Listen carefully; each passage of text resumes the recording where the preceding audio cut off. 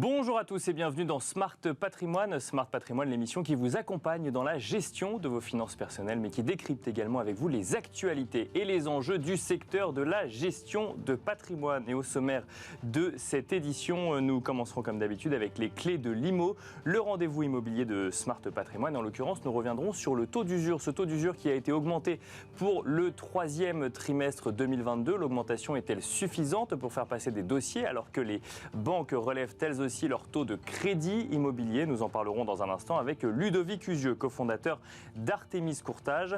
Nous enchaînerons ensuite avec Enjeu Patrimoine, un enjeu patrimoine consacré, lui, au marché financier, à vos allocations d'actifs, que ce soit dans un contrat PER ou dans une assurance vie ou sur un PEA tout simplement.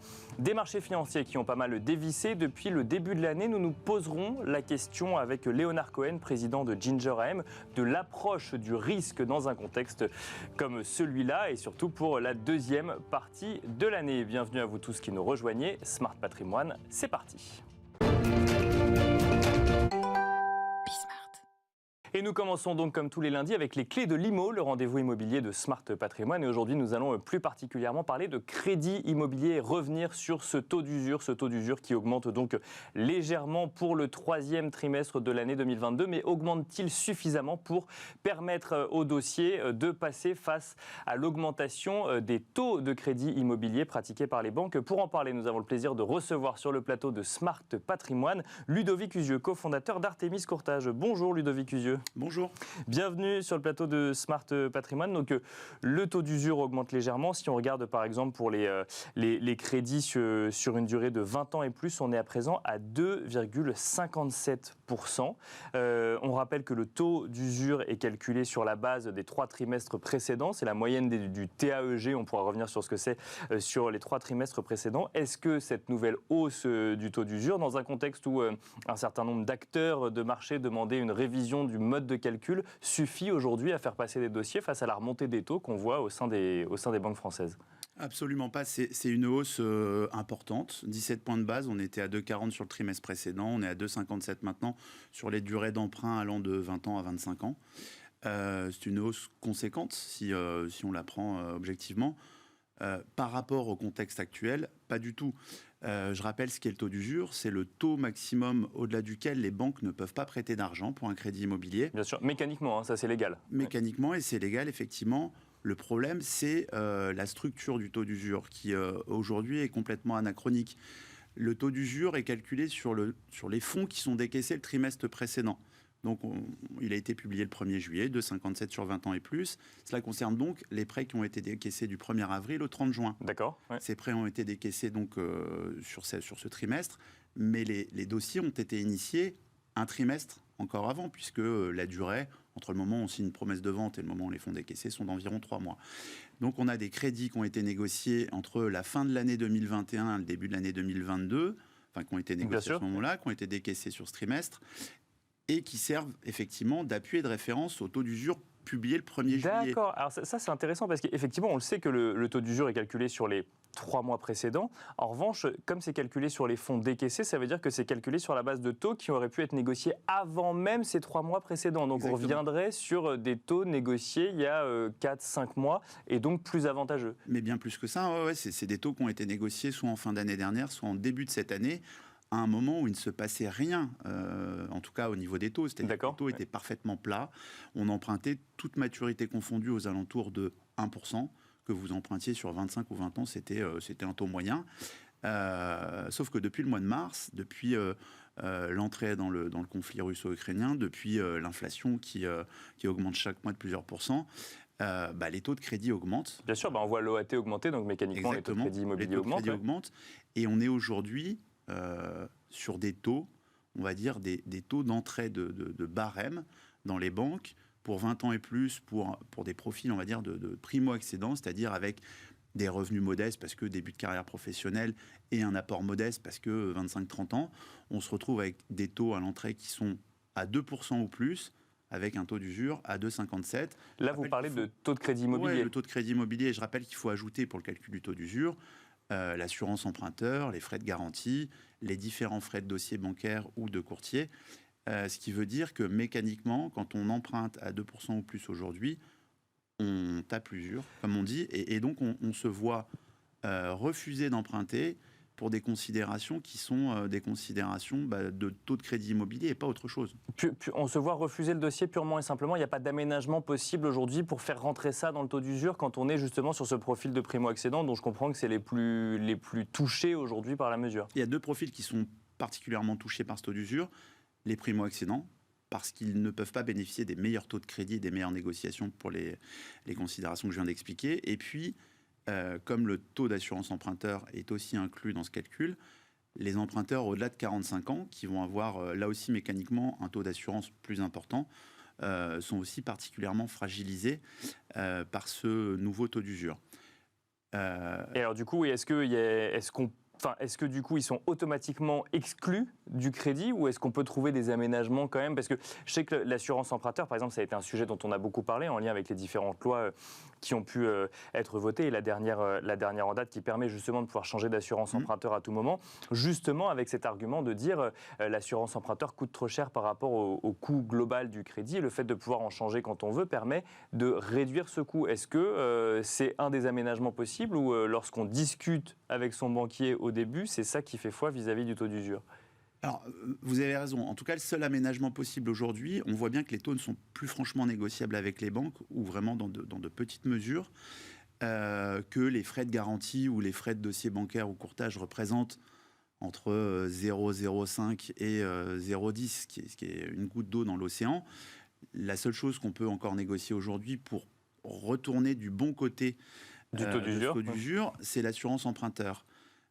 Mais une fois qu'on a effectivement identifié l'assurance emprunteur qui couvre le mieux et qui est le moins cher, donc entre guillemets le meilleur rapport qualité-prix, une fois qu'on a négocié cette assurance emprunteur, on ne peut plus rien faire. Et si vous êtes du mauvais côté de la barrière en ayant déjà négocié l'assurance emprunteur, la banque ne prêtera pas parce que légalement, elle n'a pas le droit de le faire.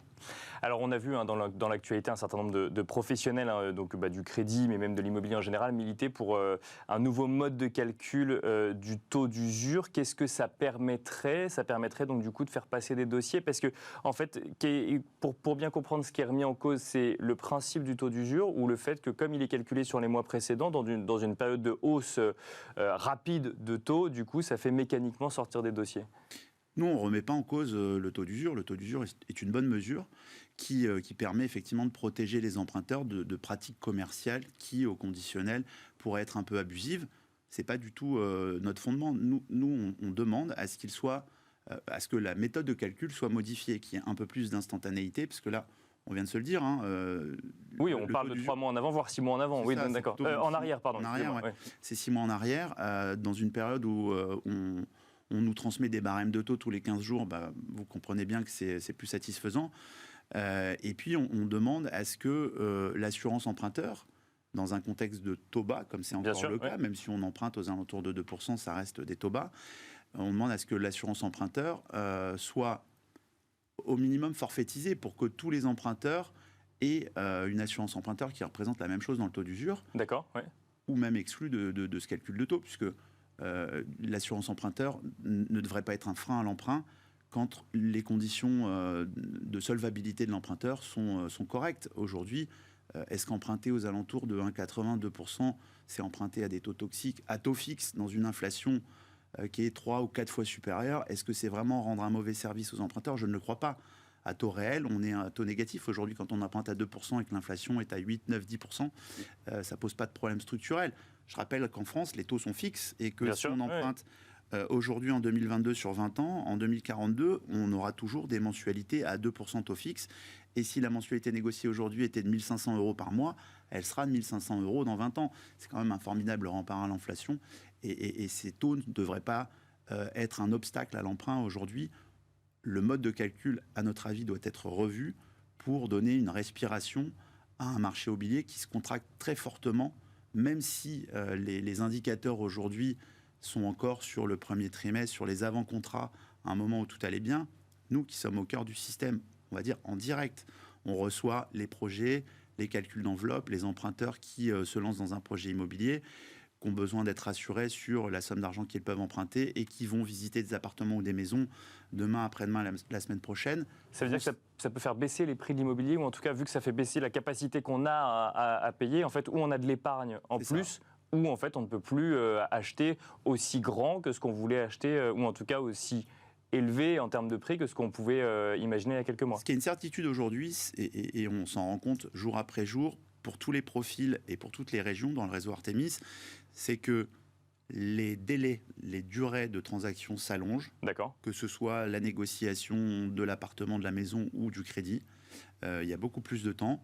Les volumes se contractent, clairement, et là aussi, c'est toute région confondue, avec un peu plus de résistance sur le marché parisien, francilien, mais en tout cas, c'est en recul.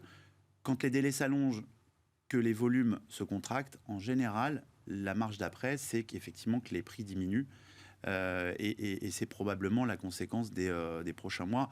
Sûrement un ajustement, mais on est quand même dans une période où les prix au mètre carré des appartements ou des maisons qu'on vise risquent de baisser. Sauf que les taux augmentent pour le moment beaucoup plus vite que la baisse des prix. Donc est-ce que c'est une bonne affaire que d'attendre? Je n'en suis pas certain. En tout cas, pour emprunter, c'est certain. La seule variable d'ajustement, effectivement, vous le disiez, pour éviter d'avoir à acheter une maison ou un appartement plus petit ou de s'éloigner dans une ville qui n'était pas forcément... C'est d'avoir un peu plus d'épargne. Encore faut-il en avoir, quoi. Encore faut-il en avoir. Ça défavorise encore les primo-accédants. Ça veut dire qu'il faut piocher dans son épargne de confort, son épargne résiduelle. Et si on avait prévu de mettre 25-30 000 euros d'apport, il faudra peut-être en mettre 40 ou 50, ce qui n'était pas franchement dans les plans initiaux. On avait potentiellement prévu des aménagements, des travaux, du mobilier. Et il va falloir aller piocher dans cette épargne pour pouvoir maintenir le projet de ses rêves du départ. Une dernière question, Ludovic Cusieux. Est-ce que vous voyez cette tendance se confirmer sur les prochains mois, que ce soit avec les hausses de taux que vous voyez actuellement vis-à-vis des banques ou l'évolution du taux d'usure qui irait toujours moins vite que les hausses de taux que vous voyez pratiquer aujourd'hui? Alors, je vais vous répondre en deux parties. Historiquement, l'été est quand même plus calme, que ce soit sur les marchés obligataires ou d'ailleurs dans les barèmes que nous transmettent les banques, parce que les comités de crédit se rassemblent moins souvent. L'été est historiquement plus calme, mais cette période est tellement exceptionnelle que je ne m'avancerai pas beaucoup. Il peut être un peu volatile quand même. Donc, exactement. Oui. Et ensuite, on aura donc une prochaine publication du taux de l'usure au mois d'octobre, qui, là, pour le coup, commencera en tout cas à refléter la réalité de la situation, puisqu'on sera sur une période qui ira, où les avant-contrats auront été négociés entre avril et juin, là où les hausses de taux étaient déjà réelles. Donc je pense qu'il y aura une normalisation de ce taux d'usure par rapport au taux réel des crédits immobiliers à partir du mois d'octobre, ce qui va nous donner une fin d'année qui va être compliquée. Le deuxième semestre de l'année 2022 de l'immobilier sera forcément une année compliquée, que ce soit sur les délais de transaction, les délais d'obtention d'un crédit, ou même sur les volumes, parce qu'on voit que ça se contracte quand même très fortement depuis quelques semaines. Eh ben, vous reviendrez nous en parler. On fera un point ensemble justement sur ce marché immobilier, marché du crédit immobilier et son impact sur le marché réel. Merci en tout cas Ludovic Cusieux d'avoir répondu à notre invitation sur le plateau de Smart Patrimoine. Je rappelle que vous êtes cofondateur d'Artemis Courtage. Merci beaucoup. Merci. Et merci à vous de nous avoir suivis. On se retrouve tout de suite dans Enjeu Patrimoine.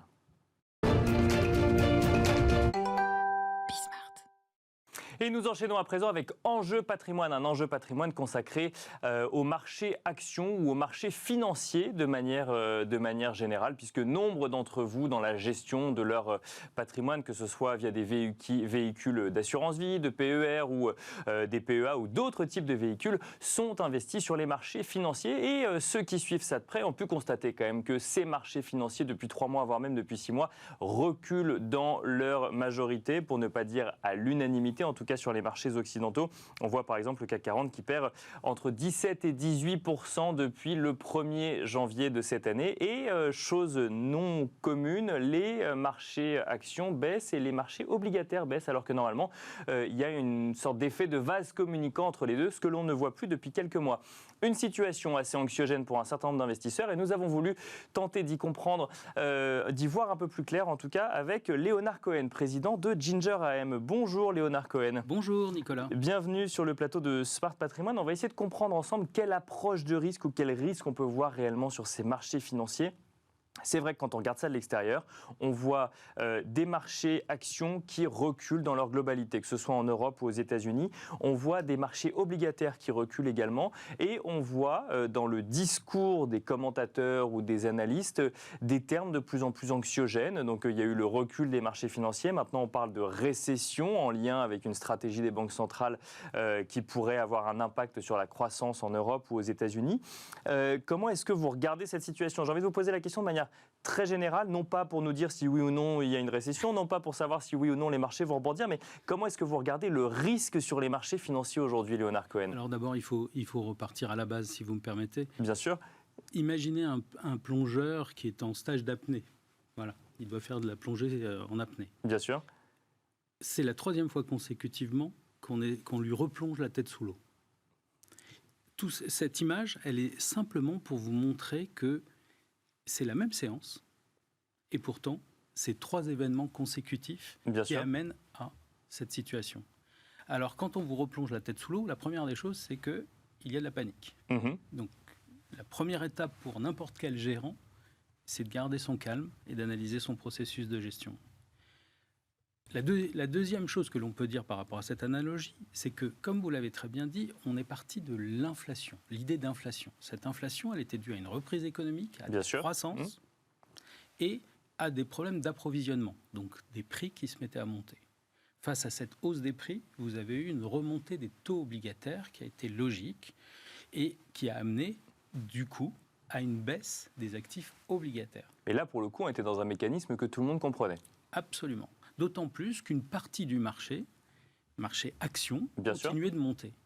Celle qui souffrait, c'était le groupe des valeurs chères qui avaient de la croissance très forte et qui voyaient dans l'actualisation de leurs flux, c'est technique mais c'est là aussi nos métiers, qui voyaient les taux remontants, l'actualisation des flux faisait que les perspectives de croissance future, Alors, pas simplement de croissance, mais de valorisation, baissait, puisque en fait, le dénominateur était en train de monter, ce qui veut dire que l'inverse du dénominateur était en train de baisser. Mais c'était ces mêmes valeurs qui avaient largement profité de la réouverture des économies. Donc c'est celles qui avaient pris de l'avance quelque part. Pas simplement, celles qui profitaient depuis 10 ans de cette croissance économique très forte, dans des domaines très particuliers, la technologie, les valeurs du luxe, etc., etc. Ces valeurs ont commencé par baisser à cause de la remontée des taux d'intérêt et de l'inflation. Et puis, badaboum, est arrivée la guerre en Ukraine.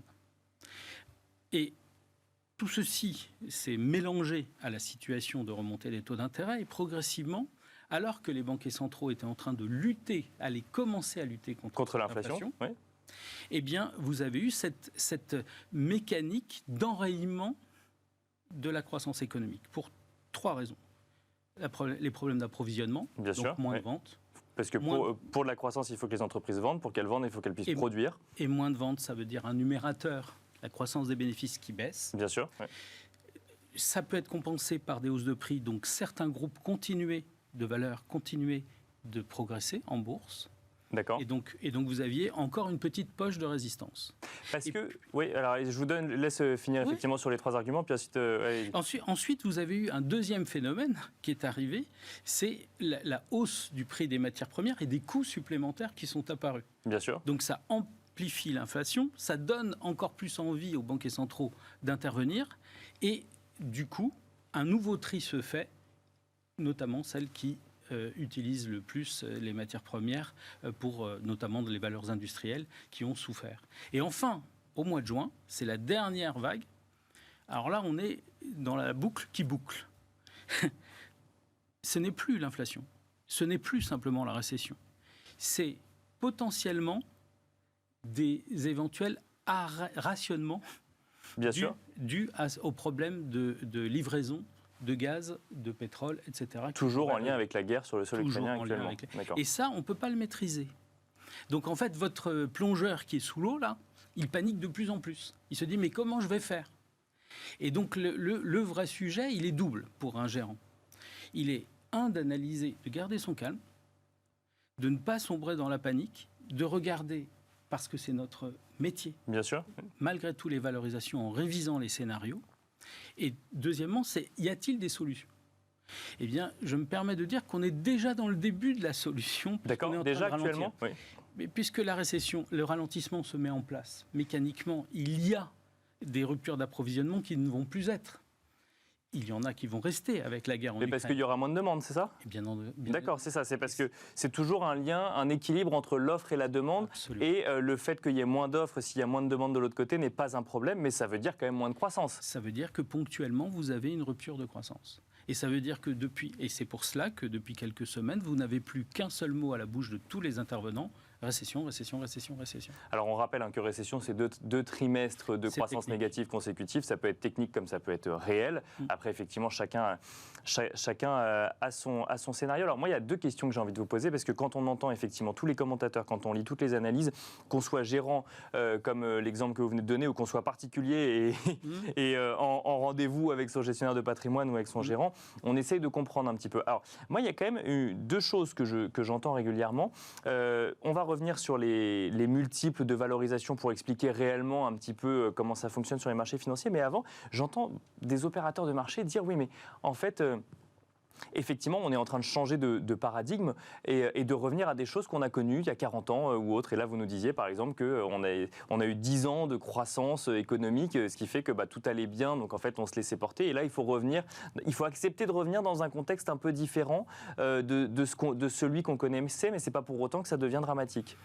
Je vais juste vous dire qu'au moment où l'on parle, la semaine dernière, simplement, la croissance économique française était revue à la baisse. À combien ? 2,5 de croissance. Bien sûr. Oui. C'était la deuxième meilleure. Ce serait la deuxième meilleure croissance du PIB de ces 6 dernières années. Donc il n'y a pas d'inquiétude de récession aujourd'hui en France, c'est pas ce que je veux dire. C'est que le marché, justement, est en train déjà d'anticiper quelque chose qui sera plus grave. D'accord. Et ça, c'est plutôt sain. C'est dans le bon sens. C'est-à-dire que ce que vous voyez aujourd'hui dans les cours boursiers, c'est déjà l'intégration d'un ralentissement fort à venir. D'accord. Et donc, ce qu'il faut juger maintenant, ce n'est pas simplement le mouvement, mais la perspective. D'accord. Donc, évidemment, on peut voir le pire. Si on envisage une guerre qui se diffuse et qui devient beaucoup plus difficile, entre guillemets, pour la zone, je crois qu'on n'a rien à dire les uns et les autres. Par contre, si on reste dans cette situation connue, des choses sont en train d'être faites et les valorisations intègrent ces ralentissements et il ne faut pas les voir comme elles sont au moment où nous parlons. C'est-à-dire que ce n'est pas 10 fois, 12 fois, c'est qu'on imagine qu'il y a 20, 30, 40, 50% de révision à la baisse des bénéfices. Est-ce que ce sera suffisant ? C'est bien ce que nous cherchons à analyser. Et donc, dans ce cadre-là, nous, par rapport à nos balises, par rapport à nos analyses de risques différents, donc on en a parlé des risques, mais des analyses différentes de ces risques, eh bien, nous considérons que les actions, pour des acteurs qui ont le temps, restent le meilleur véhicule à avoir, et nous considérons que même si nous sommes en phase de ralentissement fort, eh bien, nous retrouverons des plus hauts plus rapidement que ce que l'on croit, parce qu'il ne faut pas beaucoup de croissance dans ce marché-là pour avoir des mécaniques haussières. D'accord. On voit le pire, tout le monde se rue avec cette idée du pire. Le pire peut arriver. Tout le monde se rue ou tout le monde sort pour le coup. Mais ça revient à ça. Donc le scénario a basculé complètement au mois de juin sur l'idée de récession. Donc on intègre maintenant cette idée extrêmement rapidement de récession. Bien sûr. Si on regarde les expériences que l'on a pu avoir en termes de récession, on va dire qu'on a fait 60 à 70% du chemin de quasiment les pires récessions connues. Et ça voudrait dire que tant qu'on reste dans ce cadre-là, on est déjà dans des moments d'achat pour le moyen terme. Si je comprends bien ce que vous nous dites, ça veut dire que comme le marché a pricé le pire quelque part, ou en tout cas, ça ne veut pas dire qu'il est descendu au plus bas, mais qu'il price le pire des scénarios. Si jamais on venait à avoir des bonnes nouvelles sur ce trimestre ou le trimestre suivant vis-à-vis des résultats d'entreprise, on pourrait repartir dans un mouvement haussier de court, moyen, long terme. D'accord. Parce que justement, il n'y a plus personne sur les actifs risqués. Et que ça fait des années qu'on a ce reflux des actifs actions. Le CAC 40 avait fait une très bonne année 2021, mais était très en retard par rapport à des actifs illiquides, ou etc. Et donc, regardez ce qui s'était passé sur les cryptocurrencies, par exemple. Oui, bien sûr, on avait eu des variations extrêmement fortes. Mais là, pareil, elles ont baissé mécaniquement. En fait, tout a baissé de la même manière. C'est là où, en fait, il y a un questionnement de l'investisseur, quand même. C'est dans l'autre sens qu'il faut le voir, c'est qu'on est drivé par des flux. Les flux sortant de tous les côtés, c'est comme la marée, si vous voulez. C'est plus une histoire de valorisation. Il n'y a plus d'analyse. C'est le fameux plongeur qui panique. Et alors justement, sur ces valorisations, vous nous avez effectivement parlé du numérateur ou du dénominateur. Comment est-ce qu'il faut comprendre ça? C'est-à-dire qu'aujourd'hui, on entend souvent justement les analystes nous dire que les multiples des entreprises ont été revus à la baisse. Donc ça veut dire que globalement, il y a le prix donné par le marché pour une entreprise et son chiffre d'affaires ou ses bénéfices. C'est ça. Et c'est ça qu'il faut comprendre aujourd'hui. Vous avez plusieurs méthodes de valorisation. Pour les valeurs de croissance, c'est une actualisation des flux futurs. D'accord. Les taux remontent, mécaniquement, les perspectives de hausse des cours diminuent. D'accord. À croissance connue. D'accord. Ou anticipée. Pour ce qui est des valeurs liées au cycle économique, on va les comparer par rapport à leur ratio financier historique. D'accord. Donc en haut de cycle, en bas de cycle, etc. Donc quand on est en haut de cycle, il y a très forte croissance, ça signifie qu'elles sont pas chères. Quand elles sont en bas de cycle, c'est l'inverse. Ça veut dire qu'elles sont très chères. Elles sont très chères. Elles apparaissent très chères. Parce qu'il n'y a pas beaucoup de croissance. D'accord. Et donc il faut relativiser tout ce qui est dit sur c'est cher, c'est pas cher, etc., etc. Il faut vraiment analyser les choses les unes par rapport à les unes et les autres par rapport à leurs différences. Bien et sûr. Dans le contexte actuel, la révision sur les valeurs de croissance, elle était naturelle, elle est liée à ce phénomène structurel de rebond des prix, donc des taux d'intérêt, qui est conjoncturel et structurel. Et de l'autre côté, les valeurs liées au cycle, évidemment, sont remises en question par rapport au ralentissement. Mais comme elles étaient vraiment pas chères, elles vont plus vite à la baisse, si vous voulez. Oui, je comprends. Donc elles intègrent beaucoup plus de risques que d'autres valeurs. Donc il faut, je le répète, garder son calme. Justement, c'était la dernière question que je voulais vous poser, Léonard Cohen. Qu'est-ce qu'il faut faire en ce moment? Garder son calme, mais pour rester dans une posture d'attente ou au contraire chercher des opportunités?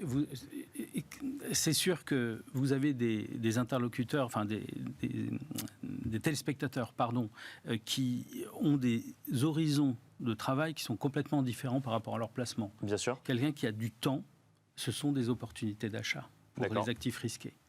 C'est quelqu'un qui n'en a pas, qui a peur, qui va regarder la bourse tous les jours en disant mais ça baisse, mais ça baisse, mais ça baisse.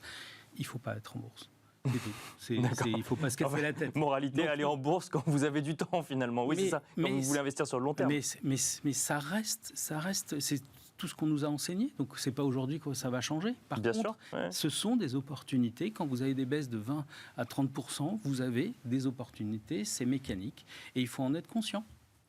Merci beaucoup Léonard Cohen d'être venu décrypter un petit peu ce moment qui peut être anxiogène pour un certain nombre d'investisseurs sur le plateau de Smart Patrimoine. Léonard Cohen, je rappelle que vous êtes président de Ginger AM. Merci beaucoup. Merci. Merci à vous également de nous avoir suivis et je vous donne rendez-vous dès demain à 13h sur Bismart pour un nouveau numéro de Smart Patrimoine.